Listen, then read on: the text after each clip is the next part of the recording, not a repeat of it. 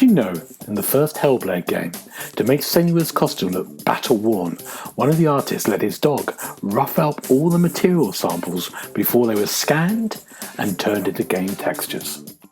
You're listening to the Xbox Hub Podcast, the official podcast of TheXboxHub.com. For all the latest Xbox news, reviews, videos, and opinions, make sure you visit TheXboxHub.com.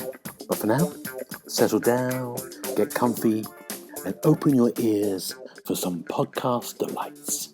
Hello, welcome to the Xbox Hub Official Podcast, episode 201. My name's Gareth Briney. I'm going to be your host, and on my virtual left is Mr. James Burks, who has been here for a while. It's been a long time, James. Where have you been?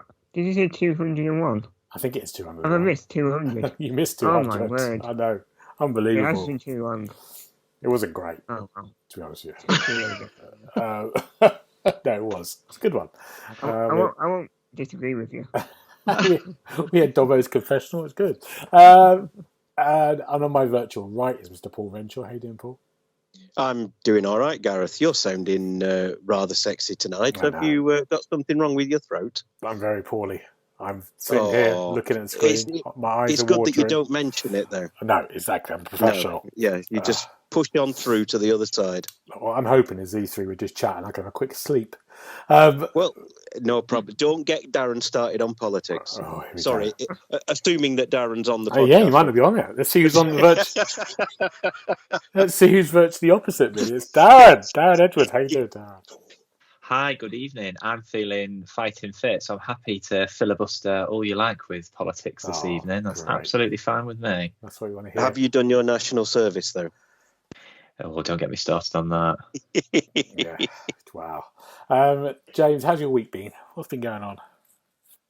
I tell you what, it's been a boring week until yesterday. Oh, what happened then? There was a big football match at Wembley, the FA Cup. And the mighty Manchester United showed all the doubters that never count us out. And they won the FA Cup, and it was brilliant. Brilliant. The best moment in 10 years. Were you happy? What did you do to celebrate afterwards? Run through the streets naked. I had a nice glass of Ribena. Oh, good. Ice cold. Oh, nice. Oh, pushing the boat out, mate. Oh, good. There you go. That's pure decadent. Paul, I'm very excited about what's on our list. See, we've got a little list on what's going on. Tell us, Paul, what we've been doing. We've got more of something, more news of something. More news of something. Well, you know, we've had work, which has been flipping dreadful because they put a new system live in the warehouse on Friday last week. And so for the last week, it's been kind of firefighting and trying to sort out all the things that don't work that should have worked. So in order to cheer myself up, regular listeners will know that I've recently got back into tropical fish keeping. So we went to a fish shop yesterday thinking, I'll just cheer myself up. I'll buy myself a fish. And instead, I came home with a great big brand new tank, which I've set up yesterday and transferred all the inmates across to. And it's sat in my living room looking awesome. So, yeah, we've gone from a 75-litre tank to 146. So it's almost double the size. And all the fish are now swimming around going, ooh, look at all this room. It's great.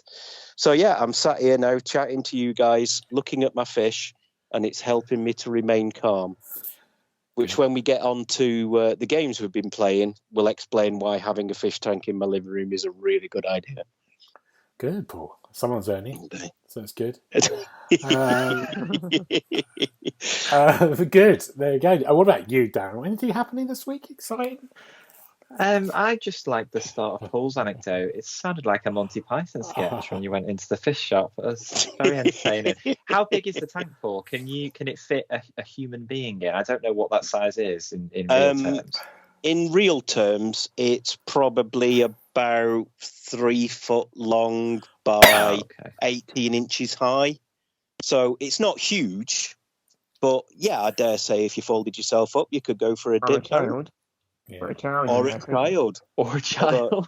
Yeah, it depends. Yeah, we could get them in there cleaning the bottom of the tank. You send them up chimneys, send them in the fish tank.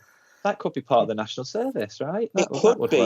Yeah, I'm not sure an 18-year-old would fit in there unless it was a very small one. But you're going to have to exponentially grow the tank every week. Darren, what I like is the first thing you said is, can it fit a human being in there? It gives an insight into you. It does give you it's a bit concerning, isn't it, really? Alive and well, for the record, just to have, a change of scenery or whatever. Would they have an aqualung? Would they have an aqualung? Because obviously it's full of water. So they wouldn't be alive and well for long. Pop your head out the top, take the top off. No, you can't take the top off. The fish might escape. Fair enough. What am I talking about? Oh, yeah. So lots of interesting stuff has happened, but none of it really is important, such as wedding planning and honeymoon booking, because the general election was called this week, which is very exciting. So Rishi Bot has malfunctioned and called a general election at the time when no one was expecting it. So July 4th, happy days, party is on. So this is good for Dan because it's his first election. Is it your first election when you can, you might be able to see a change in the change? You might be able to see a change on the order of balance here. You might be able to see it. They're going on. Well, just about. The coalition government, I was in my first year of uni when they got in. So pretty much all of my adult life has been lived under a Tory or Tory minority government. So I was part of the cohort that got swindled by the Lib Dems on tuition fees. So there you go. Well, yeah, we've got an election, so that's going to be fun for 6 weeks, especially in this Discord group between Paul and Darren. God! I tell you what, I'm sick of it already. Yep. We've got the Rishi bot, as Darren says, but then we've got the Smug Bot 3000 on the other side. He's just got that one of those faces you'd never get tired of kicking. But when he did, just very good, that rain-soaked press conference was the best thing I've ever seen. Amazing. That was amazing. Do you think? We're not going to talk about politics, but do you think someone must have known about that? It's a wind-up, isn't it? Someone from his PR people. No one can make a mistake like that. I don't think they like him. No. I think they're going down the river. This was great.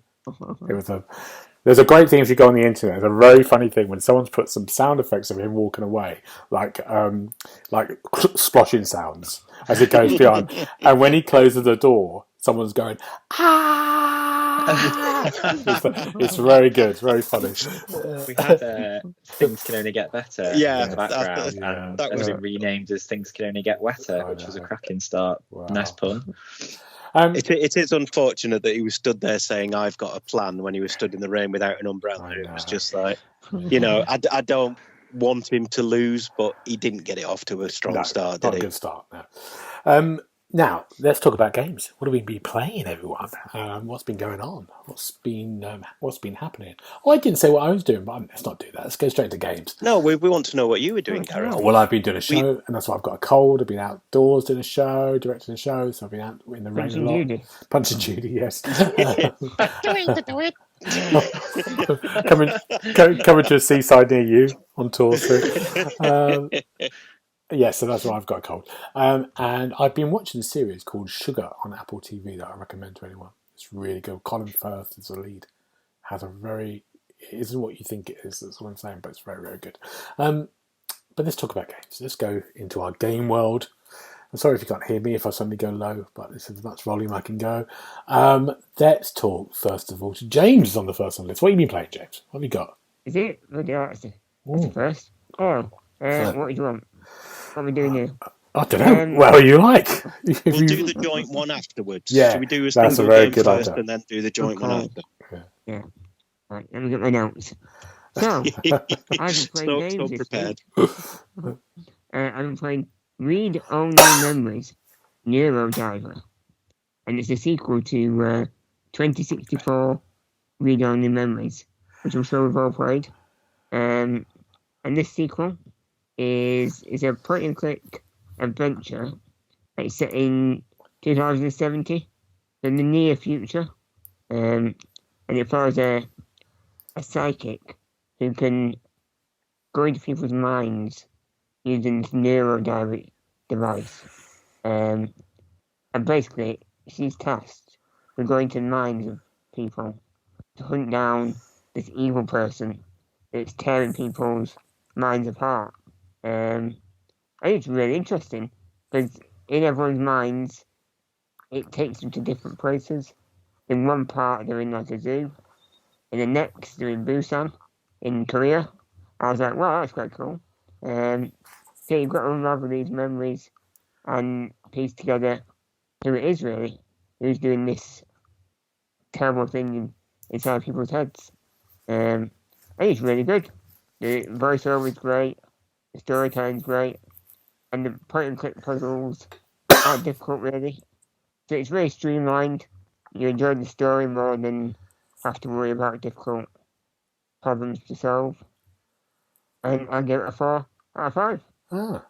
Now, Any questions? the first game was very good. I remember the first game, yeah. So, I rated the first game. You did I what? was really harsh. You did, didn't you? Yeah, you were harsh, you sod. Tell us, what's made this different? No silly mini games that make no sense. Right. And no difficult parts. The acting was good in the first one. Yeah. And the characters. They were really quite cool characters. Ooh. If you remember. I gave this a 4. And it was a bit longer. I think I did it in 4 or 5 hours. It was a bit longer when you give it a 4.5. Yeah, it's a good game. How long does it take? 4 or 5 hours. Okay, right. Any more questions for James? Because I know he wants to move on. I can hear this. No, I've not played the first one. I doubt I'll play the second one. So nothing from me. Anything from you, Daz? No, I'm unfamiliar, but it does sound quite interesting. Especially, I'm all for games that are just a few hours at the minute. So yeah, it does sound quite interesting to me. It doesn't drag at all. It's very straight to the point. Every chapter, it's perfectly timed. You know what I mean? The transition between chapters. I really enjoyed it. So yeah, right, everyone. There we go. Neurodiver. Darren, what have you been playing? So I've been playing the System Shock remaster, I guess, is probably the best way to describe it. So I played it for the first time last year at the WASD Games Festival down at the Truman Brewery down in London, in your neck of the woods, Gareth. Yeah. And I really enjoyed it. So it's been graphically overhauled. So it's a little bit like Tomb Raider remastered in the sense that it's got a high level of detail and it looks lovely, but it's still very much a game of its time. And if you were to look at it, you could still tell it came out, I think it was back in 94 or whatever. But they've really kind of upped the resolution, added loads of detail. It looks really good and it sounds brilliant as well. So the story goes, essentially, it's a story about AI gone rogue. You play as a hacker and you get caught trying to steal some files from this Trioptimum shady company. And then the CEO forces you, he makes a deal with you basically to corrupt Shodan's kind of like safety procedures. So Shodan is the female AI who runs this space station, Citadel Station. And then in response to that, you get the latest like neuro implant upgrade because it's set so many decades in the future. And then you kind of awake after your recovery from the surgery, and Shodan's taken over the station, and it's crawling with cyborgs who are out to kind of kill you on sight, mutants, because there's been all sorts of experiments happening as well. And it reminds me of Alien Isolation in terms of the vibe, and it is genuinely really quite chilling and quite scary as well. The use of sound and the lighting is really, really good, to the point where you'll hear the cyborgs kind of announcing out loud that they're searching and reporting back to Mother, who is Shodan. Mutants will kind of jump out from behind doors, and I nearly crap myself several times playing it, but it's really, really good. And there's 9 or 10 levels to the station, so each one's themed. So you'll go through like the engineering, the private lobbies for management. You're aiming to get to the bridge to put a stop to Shodan. It's an FPS. It's got an inventory management system, a bit like the old FPSs did back in the 90s on PC. So you've got the numbered kind of inventory at the bottom, which can cycle through with a D-pad. And my favourite kind of, not gimmicky bits, but quirky bits. At certain times, you have to go into cyberspace and hack certain doors to get them open. And this plays out as a bit like Starwing or Lilac Wars. You're like a floating, where it's just from first person. You've got to fire against the antivirus bots that will try and stop you and eventually open the doors. So I thought it was really, really well done. My only criticisms were around it's really difficult, so don't go in thinking you can dial it up to hard or extreme. You will get killed because infinite ammo is finite as well, so you'll constantly be running out of ammo, have to collect items and then scrap them to then recycle them to get money to buy more ammo. So there's a bit of a replenishment system. It's not just simply finding ammo and you've got loads to play with. So that was quite harsh. And the controls were still a little bit clunky. The mapping of the controls, I fiddled around with them, but I kept doing things back, so like lobbing grenades when I didn't mean to. It just didn't feel like a natural fit to the controller. But it's nothing you can't kind of get over when you've played it for a few hours. So in the end, I settled on a 4, but I did wrestle with 4.5 for such a long time. And the more I've played it and kind of reflected on it, I think maybe I should have given it a 4.5, but I gave it a 4 in the end. That's very comprehensive, Darren. That was very good. He's very good, Darren, isn't he? Thank you. I hope it was worth the extra good, 5 minutes waiting for me to turn up. It's very good. So. Go on, Paul. I'd vote for him. Yeah, vote for him. Thank you. It's a weird one, this as well, because it's out now, isn't it? Is it out now? Is it out at the end of the month? It's out now, yeah. There's not been much publicity about it, is it? No one's been talking about this at all. No, not really. So I played it last year, and I was under the impression, because it was at this little festival and stuff, it was to say Dead Island 2 was next to it. They were the big 2 games, that it was imminent. Yeah. I'm not sure if it's been pushed back a little bit or not. But yeah, it has kind of slipped under the radar. I mean, thinking about it, when we did our games to look forward to in May, it wasn't even on the list. Oh no, it was, wasn't it? Was it? Yeah, I think it was. It might have been, yeah. So fair enough. But yeah, you're right. It has slipped under the radar a little bit, I think. Yeah. James, anything to ask about that? No, I think you covered everything today. Didn't he? Yeah. You said very comprehensive. Very comprehensive. Good. Thank you, Darren. That's top stars for you. You're on 5 stars. James is on 4. What did I get? Oh, 4. Yeah. So see what Paul does. Oh my goodness. Paul's just going to go home. Paul. I think we can see where this is going. I'm going to go and stand in the rain. Right. Yeah. Is it my turn? It's your turn, Paul. Right. Okay. Well, I'm going to make a change to the advertised content. Oh my God. And I'm going to talk about a game called X Defiant, which you guys have sort of left poor Neil hanging, so I've ended up with it. So, I'm not bitter or anything. Basically, Ubisoft have taken a load of their games. So they've taken factions from Watch Dogs, from Ghost Recon, from The Division, and from Splinter Cell.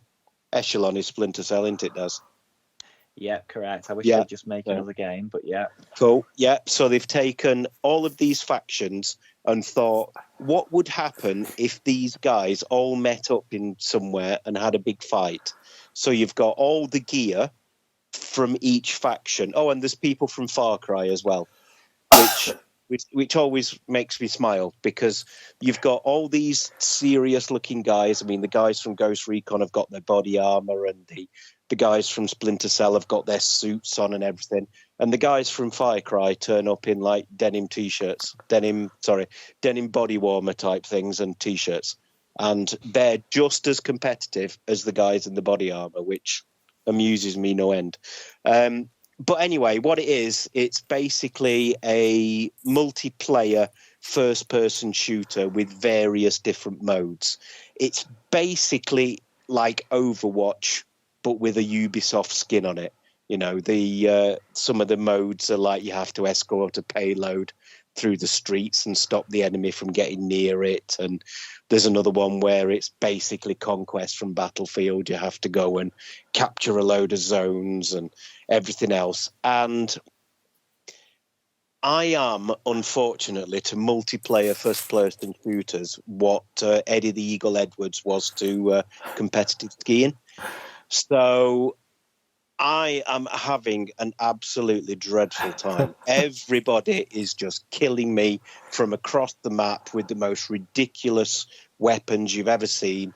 And I am just the whipping boy because I'm far too old for these fast-paced shooters. It's basically like COD on steroids. You're running around like crazy, sliding, shotguns. It's just, it's absolutely dreadful. This is why having a fish tank in the room next to the telly is great, because when it all gets too much and my blood pressure's about to go through the roof, I can just look at the fish and calm down for a bit. I was complaining about keep getting killed because my son was playing it as well. And his response was, yeah, there's nothing wrong with the game, Dad. You just need to get good. And I was like, thanks, son. Thanks for the words of support. So, yeah, basically, there you go. It's free to play. It's out now. A review will be coming in due course once I can type more than 3 words without swearing. But yeah, it's fun, it's fast, it's frantic, and it's flipping hard. Yeah. So there you go. Very good, Paul. It's not for you, is it? It's not for you, is it? But really not for me. Did your son enjoy it? My son loves it. Oh, okay, brilliant. He is an unholy terror on multiplayer shooters. If you put him in Destiny 2 in the Crucible, he makes the other team cry. Right. So. Yeah, he's now doing it in X-Defiant. So, yeah, it's quite good. I've not managed to get on a game. I want him on my team, so we might actually win a round, because I always seem to get put on Team Knobhead. So. You're the captain. I realise now I walked right into that one. Thank you. I've missed your acid tongue, James. Welcome back. Yeah, I've got the armband and everything. It's got a great logo on it. It's weird with this one because they obviously they've carried this one out of Ubisoft, but they've cancelled their Division equivalent of this, haven't they? They had Heartland, wasn't it? They just said, before we talk about Assassins in a bit, but before they released that, they said that's been cancelled. We're not doing that anymore. I wonder why. I wonder if it's too much, too many things, maybe. And they did say we're just going to focus on what we're good at, which is the open world stuff. But apparently, free to play shooters as well is what they're good at, it seems. So yeah, well, maybe this is it for them now. Maybe they're not going to do it. Maybe it is. Yeah. We'll have to wait and see. But it's not bad. I'm just too old. Yeah, fair enough. I don't know it'd be interesting to see how popular this becomes, and do they just fade away, or people are interested in just playing one of them? Like Apex Legends. It only came out very recently, so the servers are full.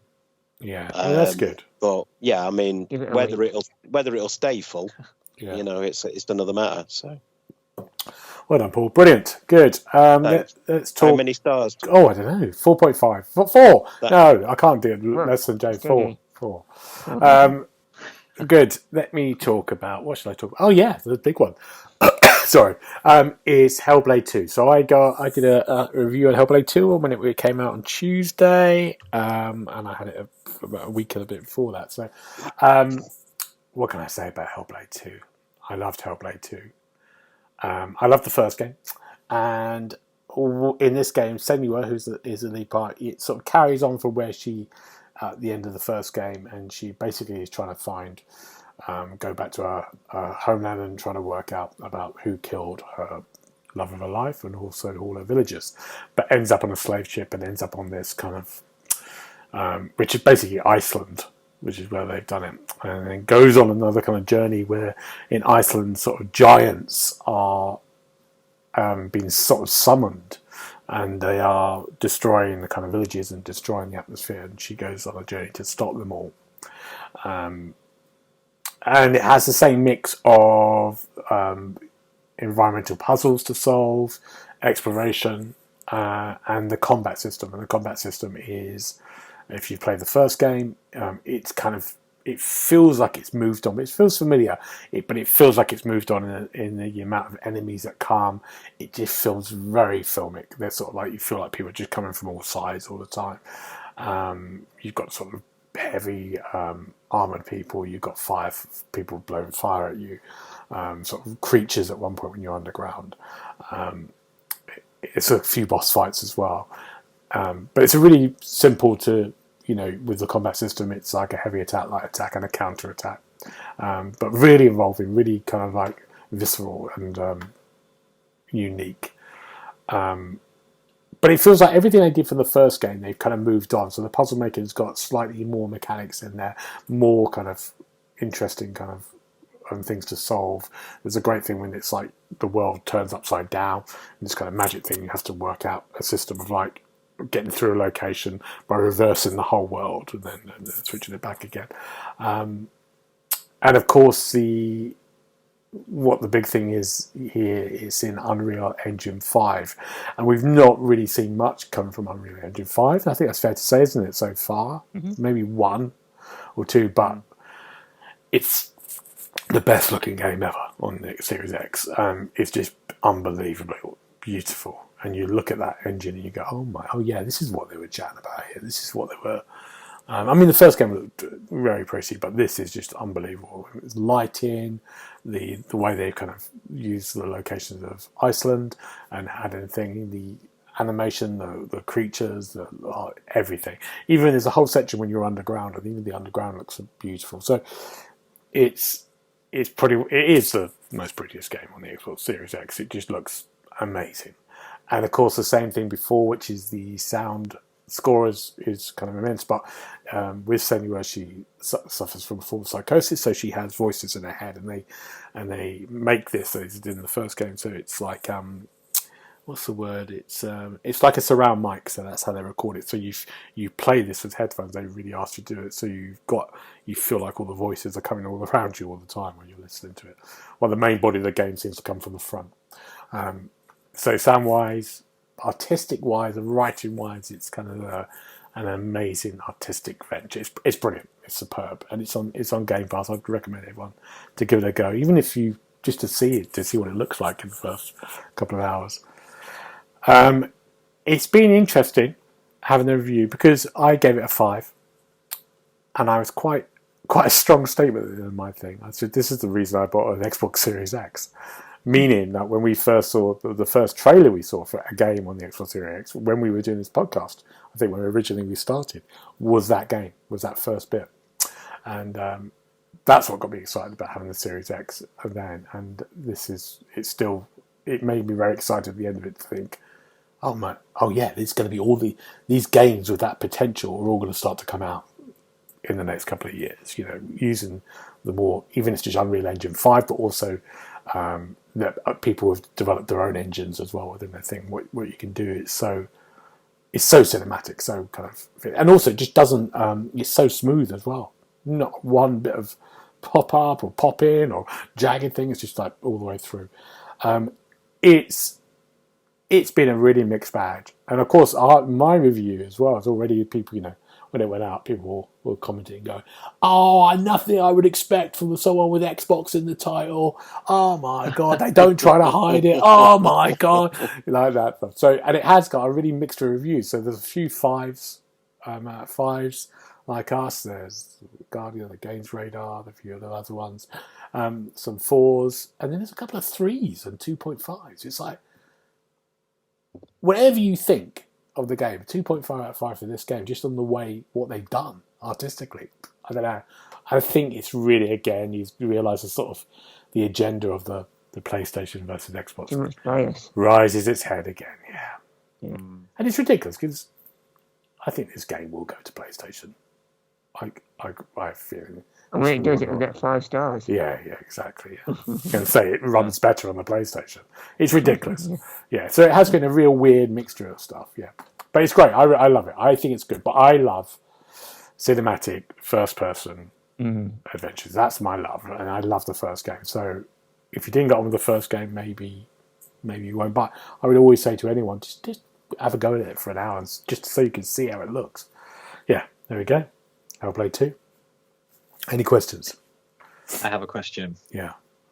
We were discussing like the playtime, like how long it would take to complete beforehand. How many hours did it take you, and what do you think about the length of the game? Is it good, bad, right, wrong? Yeah, I think it's perfect. It's 6 hours. I think 6-7 hours maybe. I think if you bought it, it's on Game Pass of course, but if you bought it, I think it's about 40 quid, isn't it? It's a bit cheaper than a normal one, which probably has that hours. It's not as expensive as, say, 60 quid or something. I think maybe 44 or something, maybe. So, 49. how much? 49. 49. So it's only 10 quid difference. But yeah, It's the quality, isn't it? yeah. It's quality over Yeah, anything else. you do see the money in there. It's sort of perfect. I think the first game was the same length. I think it was the same length as the first game. It does feel in the first game. It does feel like it felt a bit familiar. This does feel like you really are going on a much more epic journey in terms of locations as well. Yeah, give it a go, you three. Yeah, Yes, sir, boss. Yeah, I finished the first one first. yeah, me too. Yeah, me too. yeah. What was weird, and this might be so good, I didn't die. That is weird. Which was And easy. I You must, not died in the game. and I don't remember doing the difficult level at the beginning, and I don't think there was one. That's my only thing, but I might be wrong about that because I might have just pressed easy by mistake. Or maybe they just looked at me and selected easy straight away without me doing it. But I don't know. Yeah, I didn't mind that. I did hear there was a Gareth difficulty level built in where the enemies just have heart failure when you get near them. You So did go to story mode, didn't you? Yeah, that's what we like. I always go for story walking mode. simulator mode. There you go. Hellblade 2. Play it. Let's go. I think we've got a joint game. Do you want to do that now? The joint game? Well, we can do. We've all three been playing together, so Let's do it. Let's start. James, tell us about it, James. Don't start with me. All right. no, we're starting with you, Start with James. Paul. No. Paul's the man. Hey, I'm not the man. Okay, well, I'll lead in, and then you two gentlemen can join in. Then, yeah. Yeah. We have been playing for review a asymmetric game called Killer Klowns from Outer Space, the game. Now, back in the 80s, there was a film called Killer Klowns from Outer Space. And just to really date myself, I remember walking down to Blockbusters on a Friday night to see about renting a video for the weekend, and always seeing this on the shelf and never picking it up because it looked really cheesy. However, what they've done now is they've made a game out of it. It's a 10-player multiplayer game. 3 people are clowns and 7 people are humans. And basically, as a human, you need to escape the particular map that you're in. And as a clown, you need to stop them escaping, capture the humans, and hook them up to generators to bring about the clown apocalypse at the end of the level.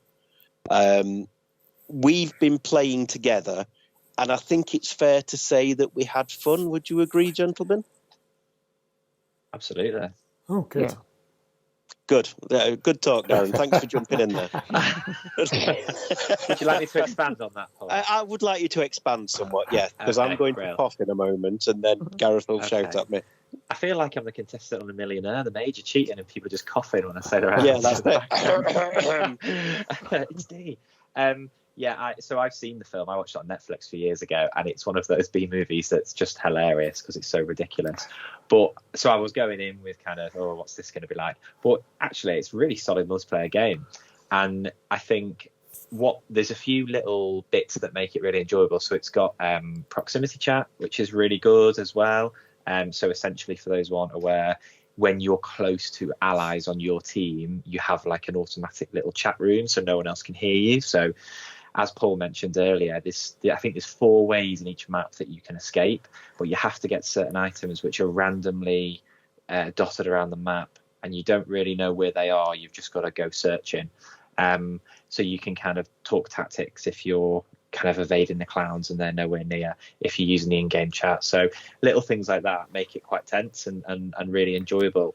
And then towards the end of the level, which is what I had my most success with as a human was there'll be the last 30 seconds, I think it's an ice cream van or something, will tear down one of the walls, creating a new exit, and then it's a kind of hell for leather sprint to get out before the clown apocalypse descends.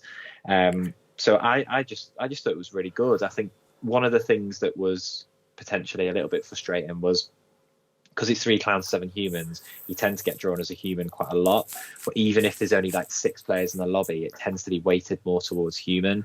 That might have just been blind luck, but I got to play as a clown once and I really enjoyed it. So I'd like to play as a clown again. Oh, good. James, Excellent. what about you, James? You have a good time with it? Well, I think, having never seen the film, I wasn't born when it came out. So it's quite All open. right. But yeah, we played. Well, I had a couple of sessions, didn't we, Paul? We did And have I some think good I enjoyed. Go on. No, I was just saying that we did have some sessions, and then I was waiting for you to expand. Well, Paul, we had some Excuse me. sessions, and I think I enjoyed playing as the clown more than anything because it's more exciting ability-wise. I mean, with the clown, you can jump to anywhere on the map, which is quite cool. And there's one ability where you can get a balloon dog to follow the footsteps of the humans to find where they are. And it's just really clever and creative the way they come up with these ideas. But it's very similar in some ways to Dead by Daylight, and Yeah. even the shooting, it's a bit Ghostbustery. You've got to hold on to the human with the gun almost and drain the life out of them.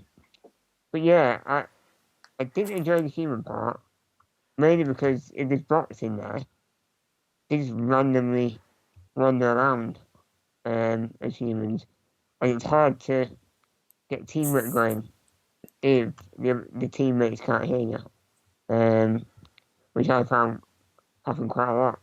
I was talking to myself, and that's never good, is it? But yeah, as a clown, very, very fun.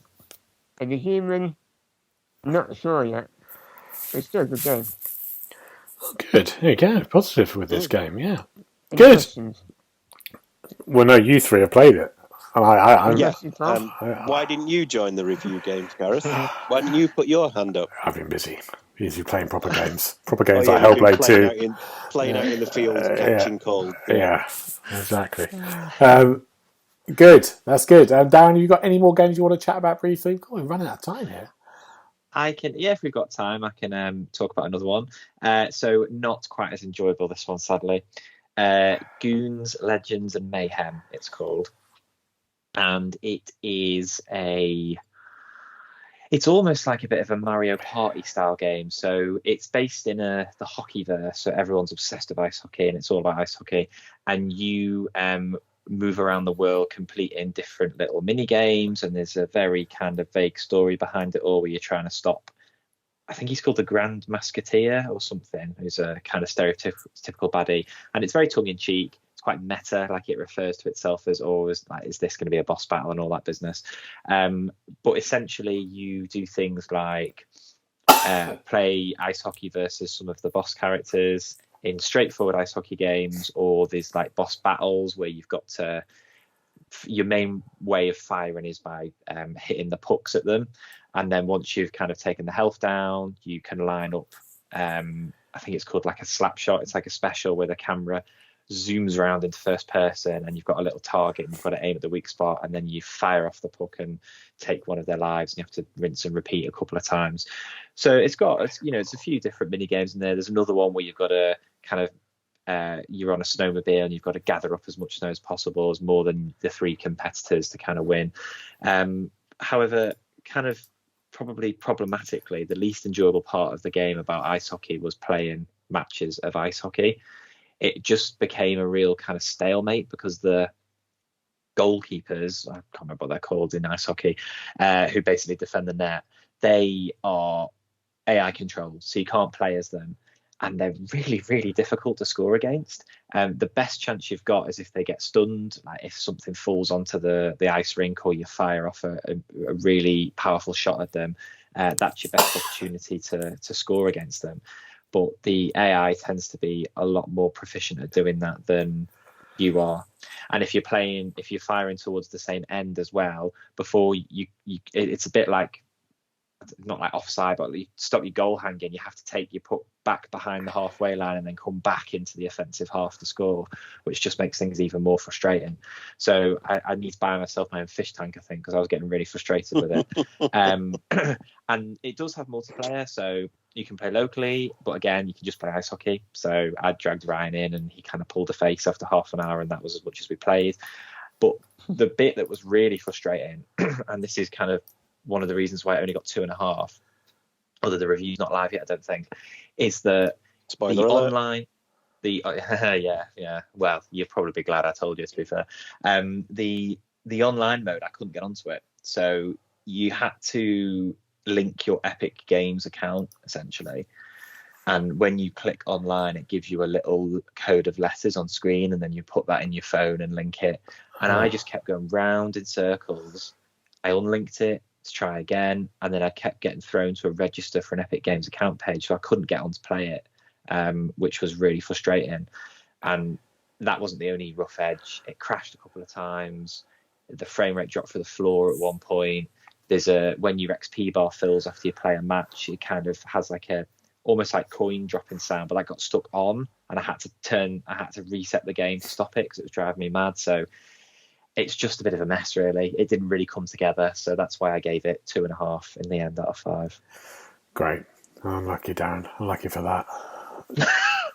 Someone's got to do it. Someone's got to do it. Good. I won't do my last game. We're carrying with some news as we're up against it. Good. Let's just briefly go through some of the news. Of course, there's more bad news with redundancies. We had Square Enix who's doing some cutbacks. Their Final Fantasy VII Rebirth didn't sell as much as they did, so people are panicking about that. PlayStation London has officially closed its doors. There's all sorts of terrible stuff going on with that still. IGN seems to have bought everything. Not quite everything. Not us. Not all. I think Neil's in negotiation. Yeah. Neil has got a Tesla, so something's going on. Yeah. Well, they've offered him £3.50, I've heard. So. So that's going on. It's sad, isn't it? But I think it's just the way it is at the moment. I think, oh God, we've talked about this loads on the podcast. But more exciting things, games coming up, and we're coming up to we're going to be back in a couple of weeks, and then we're going to be covering the showcases that are happening. I think there's about 4 of them. Maybe we'll do 2 podcasts in a week. I haven't talked to any of this lot about that yet, but we will do. But I'm sure we'll cover all that. That's good. That's good. And then, so we've got. First of all, I just want to chat about, because I'm a big fan, Assassin's Creed Shadows. It's called now, the big new RPG Assassin's Creed game. Is got a date. It's coming out in November the 14th, and it's set in 15th century Japan, maybe 14th century or 16th century. I think it's 15th century Japan. We just saw a sort of like a CGI trailer ready for it, no gameplay yet, which I'm very excited about. I'm always excited about those big kind of Assassin's Creed games. Ubisoft are weird though, aren't they? Why do they wait for this? Because they're doing a showcase, aren't they? Yeah, it could be the reveal, couldn't it? Yeah. So they've got. Instead, we'll get a cringy dance segment. It will be, yeah. Some pandas. Or some rabbits. Or some pirates singing. Yeah. So it's going to be. Shadows has already got a date. We've already had the Star Wars game. Outlaws has got a date. So I mean, you'll see more of those, but it's a strange one, isn't it? It is. But there you go. We'll see. Hopefully, they might have something. Maybe they have Beyond Good and Evil 2, Darren. Oh, don't. I mean, as I've said and say it every week, Beyond Good and Evil 2, Splinter Cell remake, or the Sands of Time, Prince of Persia remake, it would be nice to have something I'd see some actual meat on the bones of those because they've been on the back burner for such a long time. But in terms of Assassins, I think this might be the one I actually start with. Because, I was asking you a few weeks ago on the podcast about I've never played like the big open world ones. Where should I start? I might just hang fire for this one now. It's coming out fairly soon. Because I do love the idea of the setting. It really appeals to me, like it appeals to a lot of people. Yeah. This might actually be. So I was going to say this might actually be an Assassin's Creed game that I'll finish. Oh, there you go. I mean, I've been saying for a while that ancient Japan or feudal Japan would be a brilliant setting for Assassin's Creed. So yeah, I'm quite excited about this as well. And just to save your aching old fingers, Gareth, I'll do the review if you like. You get off that review, you son. It'll be another hotly fought contest. Yeah, Sure. that's it. No more. The next Doom. There's lots of rumours are coming out, so we're going to talk about now for the Xbox showcases. So we've got the Xbox showcase. I think we've got the games one. What's the games one on the 7th of June? Game Awards one? No. Oh, Summer Games Show. Summer Games Show, yeah. Is it Summer Games Show? Yeah. Yeah. Fest, it might be called. I've missed Jeff. We'll do that one as well. So I think we're going to get. So we'll get to them. But there's a rumor now that a new Doom game will be announced on the Xbox One, which is a rumor. On the Xbox One. On the Xbox One, yes, they're going to go back a generation. That's which is a bit of a controversial move, but it doesn't remake of Doom 2. Yeah. It doesn't make it makes a lot. I would be surprised for Xbox at the moment. And also there's a kind of rumours. Well, it's not rumour. We know it's going to happen. Is the new Call of Duty game, which is going to be. They're going to do a special after the Xbox conference like they did with Starfield last year, a new Black Ops game. For those who are excited about that. I'm glad they're doing it like that because I can turn it off after the Xbox game and not have to waste my time with Call of Duty. Oh, bless you. Do you think it'll be on Game Pass though when it comes out?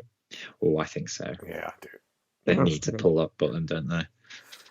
I think they're going to say at the end. We're going to talk about what our predictions might be, but I think they're going to go and all the Call of Duty games are now on Game Pass. After that. Yeah, good shout. I think that's what I'll cover on and put them on periodically. Maybe, to make you wait, give you a taste. Yeah. And they Call of Duty 4 to the end, which is the best one. And the only one worth playing, really. There you go. Heard it here first from James. I think that's the only one. I finished that one, just the story, and I think I finished Black Ops 2 as well. Yeah. Which is the one? Which is the one where you're a sniper and you have to like creep up to a place and hide from tanks and stuff? Not all of them. No, I'm pretty sure that was 4 where I had to throw it. I think it is 4, yeah. It was more focused in 4, yeah. What was the one we played, James, in co-op? Me, you, and our other friend. Ops 2, I think. We had the upside down world at the end. Yeah, we quite enjoyed ourselves, but it was so bad. We were laughing about it, but we enjoyed ourselves with it. Oh, you did. I did, yeah. So that's we're going to just have a brief chat about kind of what we maybe think that might happen at these showcases. What we maybe a couple of games, one that we more sensible, a wish list one. Should we go around the group? Is there we able to think about this? No. Oh, brilliant. Yeah. Darren has. James has. Thinking right now. Yeah, good. We can hear the cogs whirring. Yeah. Go on, James. Do your first one. What do you think? I think there'll be Gears. Oh. But I don't think there'll be Gears like the old Gears, like upscaled. Like a remastered Gears collection or something. I think we'll get Gears of War old school. But hopefully it'll be Gears of War new. An entirely new game. And Gears 6. Yeah, I think this is that would be great. Quite a long time. And I think we're ready for it now. I think no one cares about Halo anymore. Let's get Gears out there. And it's a Skull and Bones DLC.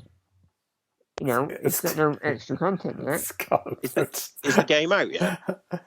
Apparently, I heard about it today. Is anybody playing it? Yeah, I was going to say. It's a quadruple A game, I'll have you know, Paul. Who reviewed Is it really? That's what you skill about. Who reviewed that for us? Good grief. It was you, Gareth. It was me. Yeah, of course it was. Yeah. Oh, Oh, God.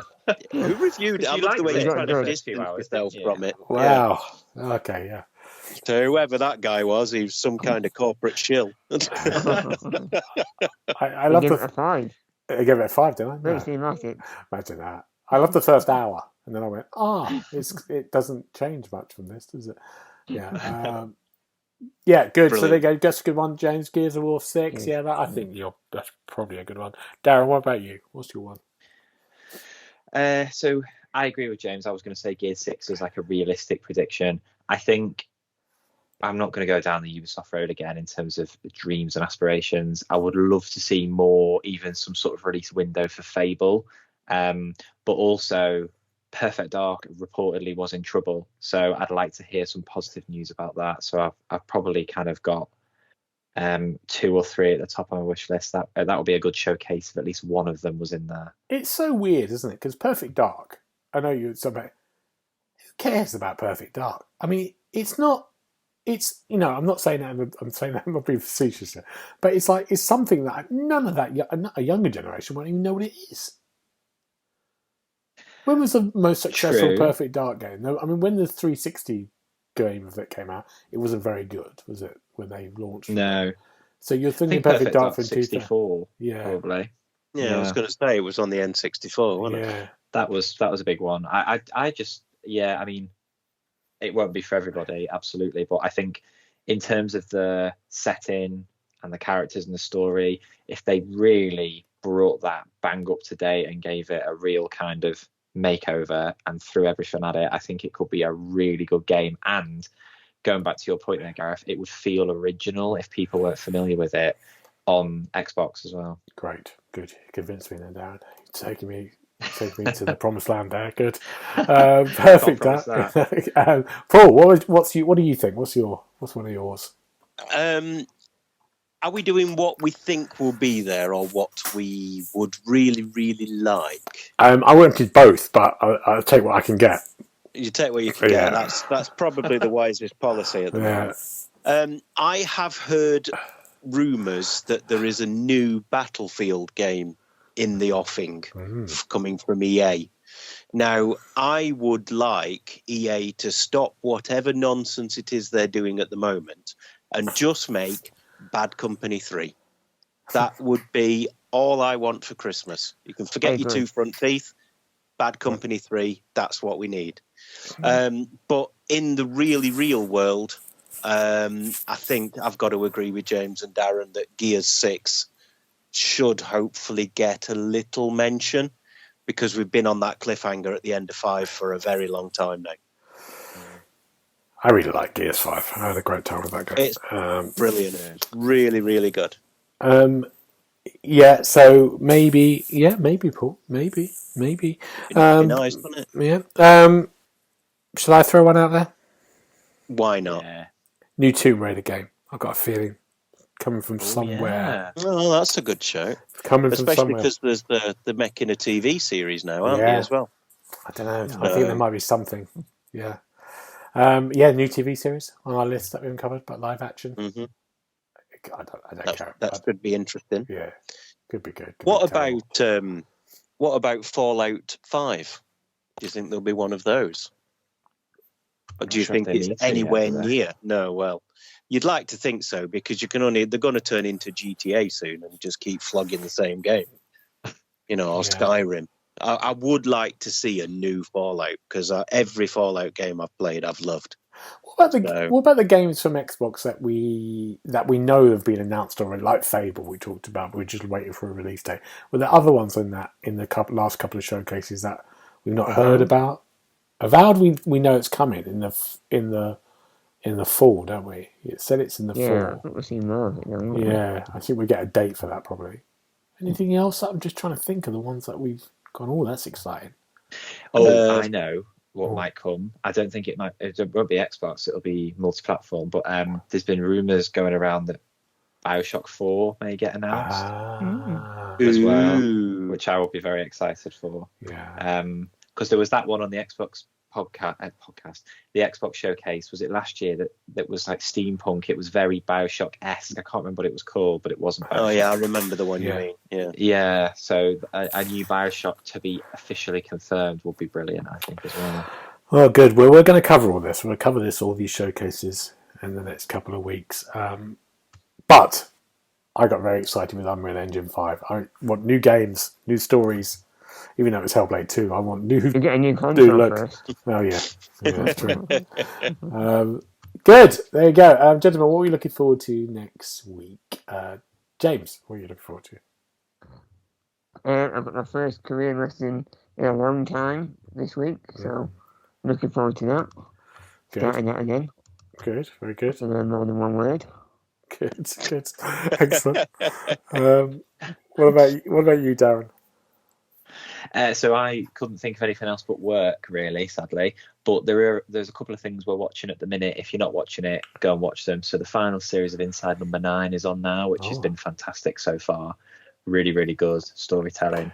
And we're going to start watching a drama called Red Eye that was on ITV with Richard Armitage in, which looked quite good. So just a bit of telly, really. Lovely. What about you, Paul? Well, I'm continuing my search for samurai armour for Darren to wear at his wedding. Good. It's not going well so far. We've got plenty of time, don't worry. And as we record this on a Sunday night, tomorrow is Bank Holiday Monday. So I'm going to take full advantage of the wife and the child going to visit her family in Wales to go and spend the day by the side of a lake enjoying myself. Lovely. I like the sound of that. I'm away for a week, and we're going to be back maybe June the 8th around then for the first one of many insider showcase reports for our podcast. Many. There'll just be one, won't there? Just be one. Just be me. It'll be one, but it's going to be 6 hours long. It'll be surprisingly lengthy. Oh yeah, nice. Surprisingly lengthy. Nice. Fan favourite return. There we go. I didn't let you down. Right, gentlemen, this week, can we all say goodbye at the same time? Because normally I keep cutting you out. Goodbye. Ready? 1, 2, 3. Goodbye. Bye. You've been listening to the official podcast of TheXboxHub.com. You'll be able to find all the notes of this show at www.TheXboxHub.com/podcast. You can also check out our social feeds on Instagram and Twitter at The Xbox Hub and search for The Xbox Hub on Facebook.